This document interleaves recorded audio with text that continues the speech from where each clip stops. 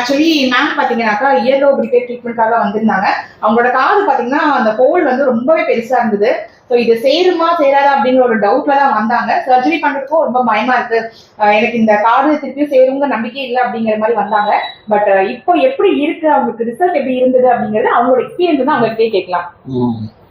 Hi, my name is Latha. நான் வந்து மணப்பாக்கத்துல இருந்து வரேன். நல்லா அந்த காது வந்து எனக்கு ரொம்ப பிரச்சனையா இருந்தது. தோடு போட்டு ஓபன் ஆயிடுது. உடனே என்ன பண்றதுன்னு எங்களுக்கு ஒண்ணுமே புரியல. எங்க ஹஸ்பண்ட் வந்து அதெல்லாம் நல்லா கிளியர். ஹஸ்பண்ட் வந்து யூடியூப்ல பார்த்தாரு. எங்களுக்கு ரொம்ப சாட்டிஸ்ஃபைடா இருந்தது. வேற எதுவுமே நாங்க பார்க்கல. இதை பார்த்தோன்னே உடனே கிளம்பி வந்துட்டோம். நாங்க முகப்பேர் வந்துட்டோம். நல்லாவும் இருந்தது. இங்க வந்தோன்னே ரொம்ப சந்தோஷமாயிடுச்சு. இப்ப எல்லாமே கிளியர் ஆயிடுச்சு. 100% கிளியர்.